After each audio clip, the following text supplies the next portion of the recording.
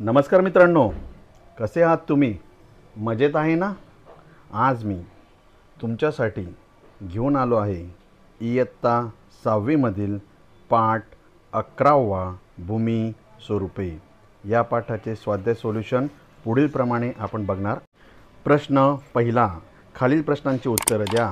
भूमी स्वरूप कोणाला म्हणतात? भूमी स्वरूप म्हणजे पृष्ठभागाची विविध रूपं।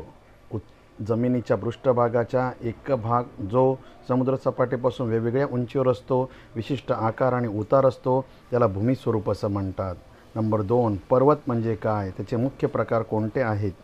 उत्तर, पर्वत हा एक जमिनीचा भाग आहे जो समुद्रसपाटीपासून सुमारे 900 मीटरपेक्षा जास्त उंच आहे, ज्याचा पृष्ठभाग बहुतेक उताराचा आहे आणि ज्याचे टोक अरुंद शिखर स्वरूपात उंचावलेले आहे। निर्मितीवर आधारित पर्वतांचे 4 मुख्य प्रकार आहेत। 1 घडीचा पर्वत, 2 खंड पर्वत, 3 ज्वालामुखी पर्वत, 4 अविशिष्ट पर्वत, 3 उच्च प्रदेश आणि मैदानमधील फरक सांगा। उत्तर, पठार हे साधारणपणे 180 मीटरपेक्षा जास्त उंच परंतु समुद्रसपाटीपासून 900 मीटरपेक्षा कमी आणि टोकावरील भाग प्रमाणात तुलनेने रुंद असलेल्या सपाट जमीन क्षेत्र आहे, तर मैदान ही समुद्रसपाटीपासून 180 मीटरपेक्षा जास्त नसलेली सपाट जमीन आहे। प्रश्न दुसरा, योग्य पर्याय रिक्त जागा भरा।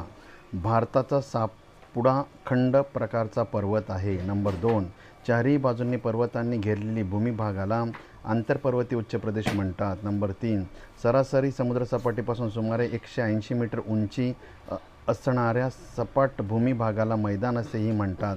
नंबर 4, हवांगहोचे मैदान निक्षेपणाचा प्रकाराचे मैदान आहे। प्रश्न तिसरा, मला ओळखा। नंबर 1, मी जमिनीच्या तिन्ही बाजूंनी वेढलेला आहे आखात। नंबर 2, माझे टोक जलभागाच्या काही विस्तारापर्यंत पसरलेले आहे बुशीर। मी चारही बाजूंनी जलविस्ताराने वेढलेला आहे बेट। मी 2 जलविस्तारांना जोडतो सामुद्रधुनी। नंबर 5, माझ्या 3 बाजूंनी समुद्र आणि एका बाजूला जमीन आहे द्विकल्प। प्रश्न चौथा, थोडक्यात टिपा लिहा। नंबर 1, खंड पर्वत। उत्तर, भूगर्भिक बळामुळे 2 भूमिस्तरांवर खेचान बळ लागते तेव्हा त्यात तिराड किंवा फट पडते, त्यामुळे आजूबाजूचा भाग बसतो, मधला भाग स्थिर राहिला तर तो खंड पर्वत आणि खालच्या बसलेल्या भागात फाट खीण निर्माण होते। जर्मनीतील हॉस्ट पर्वत म्हणून खंड पर्वताला हॉस्ट पर्वत असेही म्हणतात।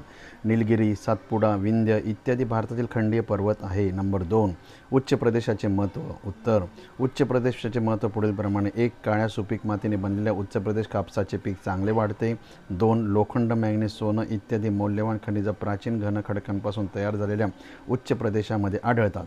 उदाहरणार्थ, भारतातील छोट्या नागपूरचे उच्च प्रदेशावर अनेक खनिजे आढळतात। नंबर 3, उच्च प्रदेशावरील गवताळ उतार हे पशुसंवर्धन योग्य आहे।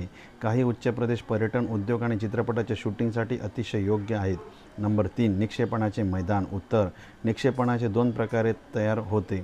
1 गाळाची मैदानं, जेव्हा नदीला पूर येतात तेव्हा त्यात वाहून येणारा गाळ दोन्ही काठांवर पाण्यासोबत पसरतात, अशा रीतीने नदीकाठावर गाळाची मैदानं तयार होतात। भारतातील गंगा यमुना मैदानं, उत्तर चीनमध्ये होआंगचे, इटलीमधील पो नदीने तयार केलेले लोंबडीचे मैदान यांचा समावेश आहे।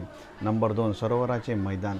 काही नद्या सरोवरांना भेटतात। या नद्या त्यांचा गाळ, माती, वाळू इत्यादी तलावात सोडतात, त्यामुळे तलाव हळूहळू भरत जातो आणि हळूहळू येथे एक मैदान तयार होते, ज्याला सरोवराचे मैदान म्हणतात। भारतात काश्मीरच्या खोऱ्याचा प्रदेश आणि मणिपूर राज्यांकडे जाणारे इंफाळ खोरे सरोवराचे मैदान आहेत। नंबर 4, मैदानांचे स्वरूप। उत्तर, मानवी वस्ती आणि व्यापार वाणिज्य स्थान फलद्रूप मैदानामध्ये स्थापले जातात। सपाट भूभागामुळे मैदान भागात रस्ते, रेल्वे मार्गांचा विकास वाढला आहे। नंबर 3, दाट लोकवस्तीची मोठी शहरे मैदानांच्या भागात विकसित झाली। सुपीक माती प्रामुख्याने शेती उत्पादनासाठी अतिशय उपयुक्त आहे। काही कृषी उत्पादने उद्योगांचा कच्चा माल पुरवितात।